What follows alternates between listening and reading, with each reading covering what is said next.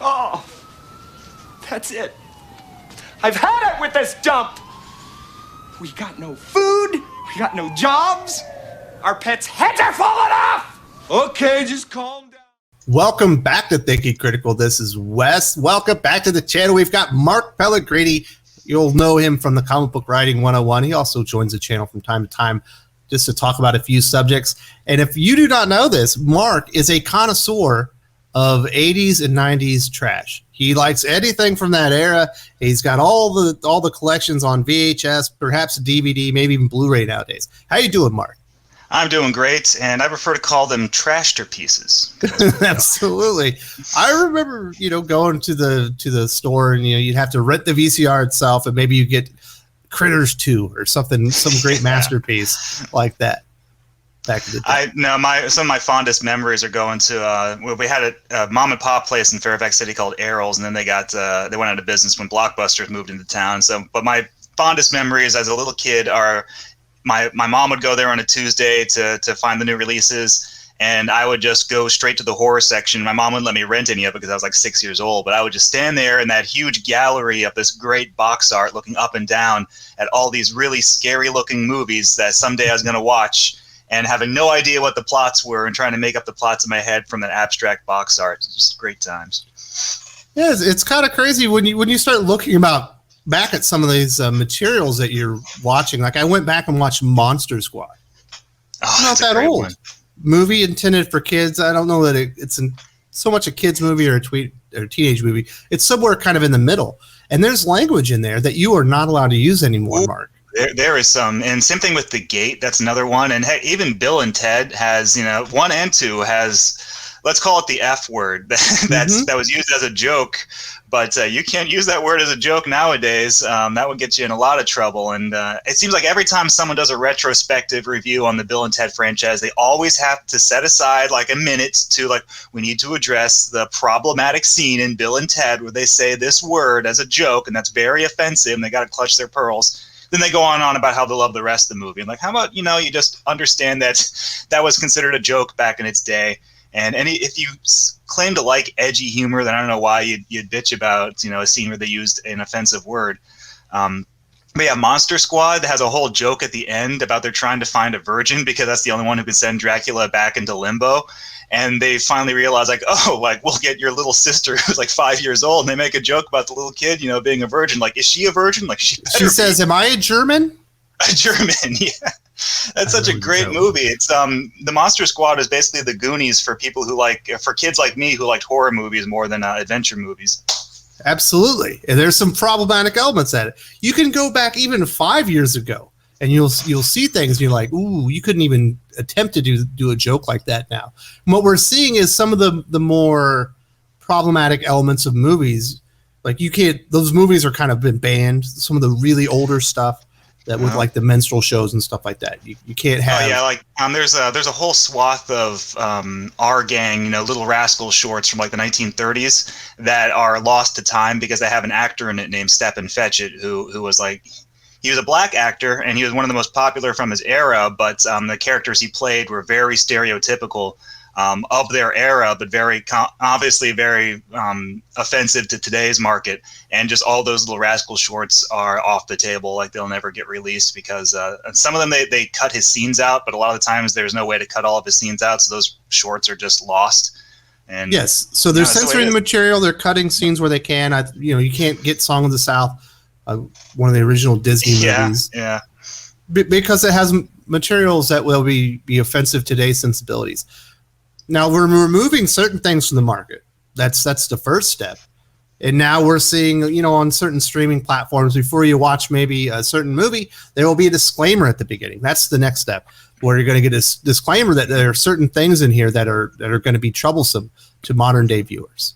I find the disclaimers annoying, but I will put up with them as a compromise if it gets me the material uncut. So I have the Disney Treasures DVDs that came out in the early 2000s, the ones that had that were curated by Leonard Maltin and came in those nice tins.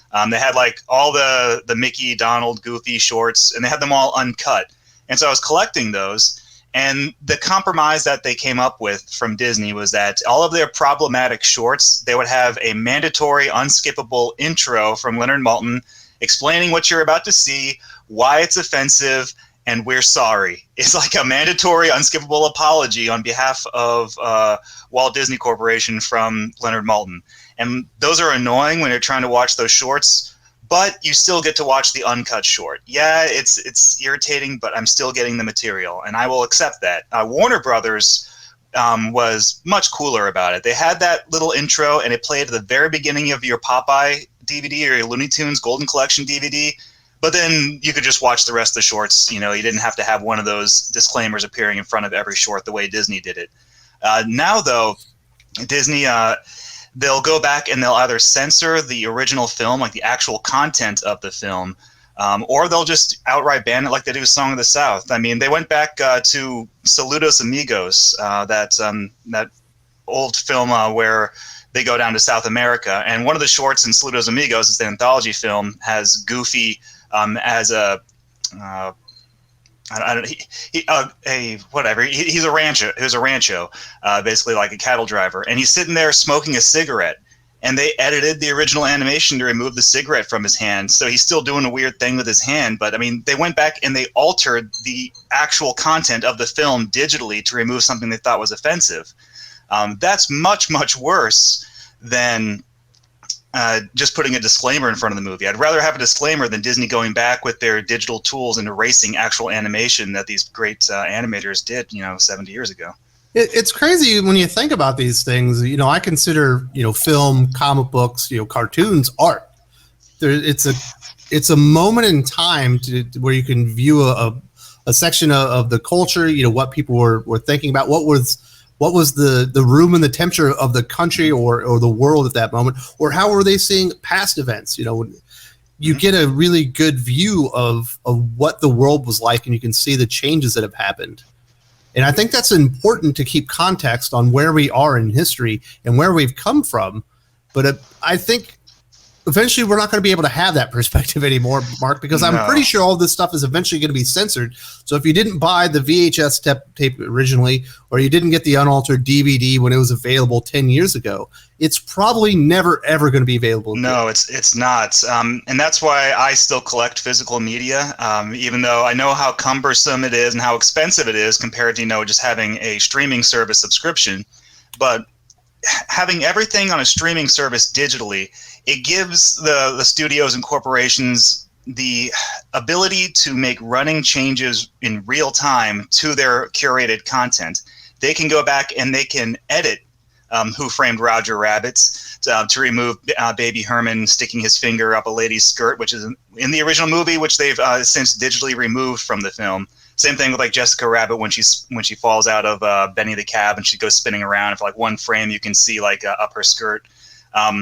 That was just a coloring error. That was a coloring error, but on a blurry VHS screenshot, it looked like something else. Yes. The Rescuers has like a literally like it's not even blink and you'll miss it. It is like one frame when they're on the Albatross and he's like doing a dive off the building. You see a naked woman in the window behind them for like one frame that you can only catch, freeze framing on your VCR. They've removed that, the Disney Plus version. They've gone back and they've edited the original. They edited that one part of The Lion King where I think it's Simba like lays down and there's a dust cloud that says sex. Yeah, they've edited that. They keep editing Star Wars. They added the Disney Plus version of A New Hope, tweaked the Han and Greedo scene again. So now Greedo says Maclunky, which I guess is like draw in whatever Greedo language he speaks. But they keep going back in real time and tweaking their movies. And that's something they can't do, obviously, if you buy it on Blu-ray. They can't go back and change your Blu-ray. It's like that forever. But when you're just, streaming from a website platform, they can make all the changes they want. They can remove the content if they want. You buy something on DVD, you own it until that DVD stops working. If you have a subscription to Disney Plus, one day and you have that DVD, you burn it, you turn it into your own digital file. Yeah, right. If you're savvy, exactly. But no, if all you have is a subscription to Disney Plus, one day you can watch Darby O'Gill and the Little People, and the next day maybe you can't. Maybe they decide that these are Irish stereotypes and they're offensive, and so they take it away. It's like one day it's there, one day it's gone. There's nothing you can do about it. That's why I don't have any streaming accounts, because I'd rather just buy the movies I want and own them forever, or at least until they break. That's because you don't have kids yet. You don't. Yeah. You don't need to go like, okay, let's watch whatever this is while I do the dishes. It's so easy. Right. Yeah, I'd have to babysit for him. But even then, I'd rather just sit the kid down in front of a movie that, what my mom did, my dad did, was that before they let me watch something, they made sure it was something that they felt was appropriate for me, or that it was something that I could handle. Responsible parents.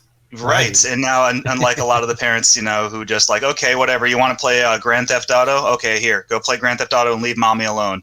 Yeah. Yeah, it's crazy. And eventually, as what's the term? The goalpost is always being moved, right? Mm-hmm. Or what's offensive? It's changing in real time, Mark. I'm sure you've noticed this as much as I have. What's offensive, what's appropriate for modern audiences, what's appropriate, just to talk about in today's culture. It changes daily. It is changing more and more rapidly. Eventually, everything judged against modern sensibilities will be deemed inappropriate. It'll never be good enough. Will be edited or be destroyed. And that's the thing, is we're as a culture, we're constantly looking for new things to be offended by. And when that's your imperative, is to try and be offended. I think the organic way to be offended is that it catches you off guard. You weren't expecting it. And then you're like, oh, how dare you, sir? That's the idea of offense. But now people go out looking for it.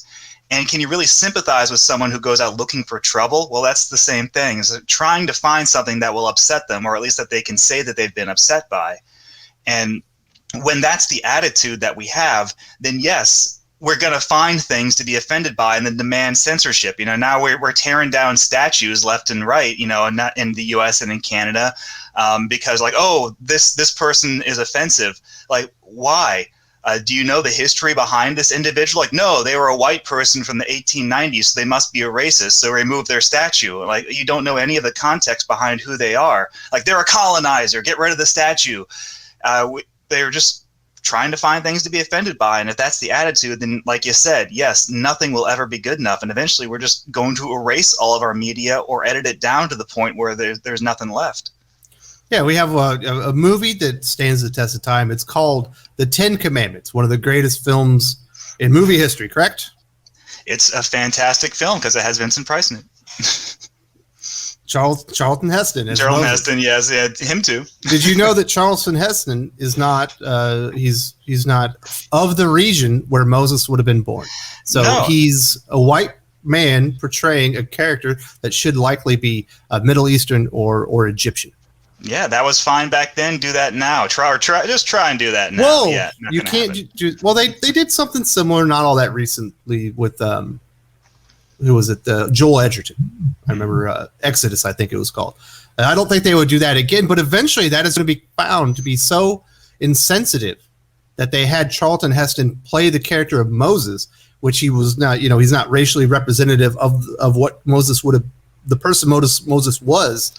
That it will eventually be censored and you will not be able to watch that movie. That's the thing, though, is that it's a double standard, though, and maybe it's a bigger discussion than just this, but sometimes in certain situations it's unacceptable to have the wrong race or ethnicity or creed playing a fictional character, and then sometimes it's okay.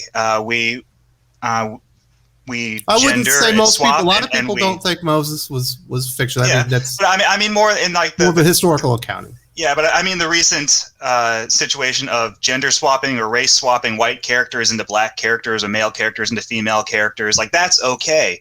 You're doing the same thing. You're getting an actor who was not of that character's race or sex, and then changing that character to suit the actor so that they can do that. Whereas in the other way around, having Charlton Heston play a Jewish guy, Moses, is unacceptable. It's double standards. One's okay, one's not. Phil Lamar can go ahead and keep playing a Japanese character, Samurai Jack, and that's okay. Meanwhile, Cleveland from Family Guy has to be recast with an actual black actor because you can't have a white guy voicing a black character in a cartoon these days. Carl from The Simpsons had to be recast. They're recasting Apu from The Simpsons because they have to find voice actors who all match the ethnicities of the cartoon characters. But it's okay when Phil Lamar voices a Japanese person. That's fine.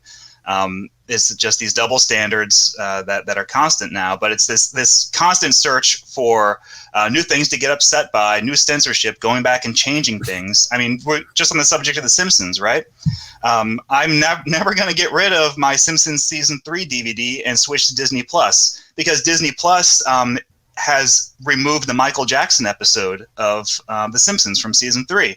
And they did that in response to a documentary about Michael Jackson that most researchers have poked holes in and found like this was just a hit piece done for money.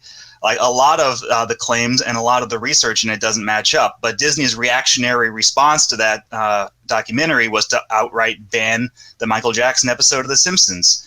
The only reason Apu got his voice actor changed from Hank Azaria to a new actor was because of a stupid documentary some jerk put out about how he was offended that Apu wasn't voiced by an actual Indian actor. And so corporations are so reactionary to everything that all it takes is one person screeching or hollering, and Disney is going to take it off of Disney Plus, or they're going to alter it. And then it's lost media unless you've got your DVD of it, or you go out in the Pirate Bay and you find it there. And you think about like Golden Age comics. There's some stuff there that is rough.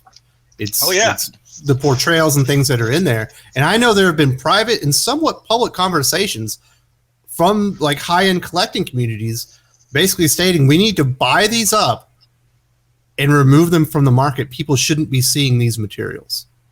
Because that's insane. Hoarding them just to keep them out of circulation. Well, I believe the one of the words was destroy. Like destroying them. Yeah, yes. That's straight up book burning. And yeah, that is and not just like obscure Golden Age comics media. Most of the Golden Age Captain Marvel, as in Shazam, comics, you're not going to find those reprinted anywhere. They actually solicited what is it? The Legion of Monsters, or the Monster Society, the original Monster Society arc from the Golden Age Captain Marvel comics. When the Shazam movie was coming out 2 years ago, DC solicited and they were going to release that original Golden Age material in a really nice hardcover collection. And then there was all this screeching and hollering because there was offensive material in there that doesn't suit modern political correctness. And so DC delisted it and said, okay, we won't release this book. Like, that's all it takes. Do we start trusting adults to be able to read something that doesn't exactly line up with modern sensibilities and understand its portrayal in the history, within entertainment, and be responsible parents and not let our kids, view these things if it could be harmful to them. Why am I being parented? Right? If Dr. Seuss's If I Ran the Zoo has an offensive depiction of a Chinese person in it, and you don't want your kid to see that picture, then just don't let your kid check that book out at the library. Wait until they're old enough, or read the book with them and provide them with the context. Like, hey, look at this picture of a Chinese person, son. That was considered funny back in the 60s, but we don't do depictions of them like that now. Give them the historical context so they learn something. They learn a lesson from it. Don't just outright ban it and have it pulled from schools and libraries and taken away.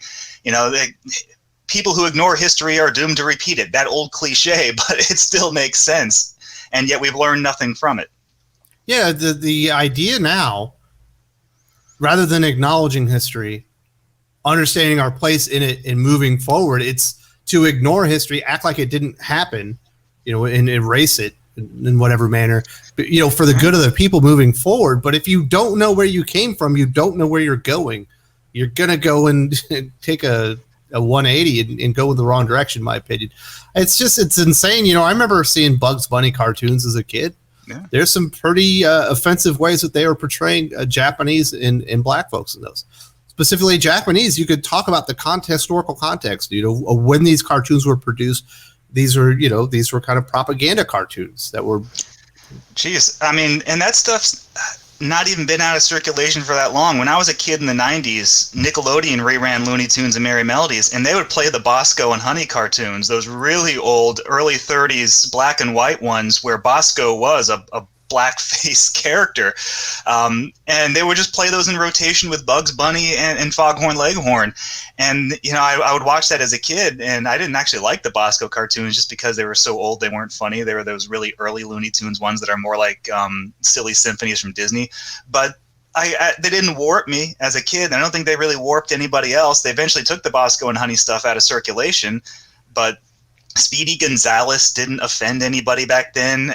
There was an attempt to remove Speedy Gonzales in the 2000s from from Warner Brothers and Looney Tunes merchandising and reruns, on behalf of the Mexican American community, who these people in the studios assumed were just like mortally offended by Speedy Gonzales, and it turned out they didn't give a crap. And so now Speedy's back, and nobody's caring. It really just comes down also to the audience, to the people. Like, are they really offended, or are you just saying that they're offended as an excuse to censor the content? I mean, Scrooge McDuck is the most stereotypical Scottish character you can imagine. Every negative stereotype associated with Scots is encompassed in Scrooge McDuck. But Scottish people don't complain about it. They like Uncle Scrooge. Uncle Scrooge comics are very popular in Europe. They're huge there. No one is offended by Scrooge McDuck, even though he's a negative portrayal of Scottish stereotypes. It all just comes down to whether the community, the people, have a sense of humor about these things or not. And some communities have more of a sense of humor about it than others, I suppose. My prediction, if you like Scrooge McDuck, get your hands on the physical comics, your coloring books, and your VHS and DVD tapes while you can, because eventually they won't be in circulation. And I guess that's the biggest thing, Mark. If you love something and you want to remember it the way that it was created as a capsule in time to remember the original entertainment, you better buy the original stuff. Get it before it's gone forever. Going to be wiped away.